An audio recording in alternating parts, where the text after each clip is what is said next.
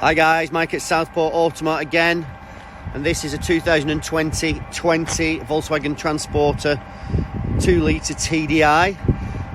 Unusually, it has got aircon, cruise control, let me get the right keys, aircon, cruise control, stop start. It's on 20,978. It's not worked hard, this van. The chap that traded it in was a property developer, and he's done such light work, as you can see. I hope you can see. That's better. It's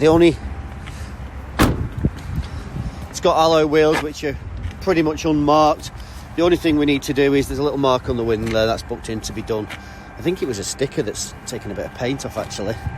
But yeah, like I say, it is quite unusual. This actual spec shouldn't have the aircon or the cruise, but it has got them as factory fitted options, and it's just done no work.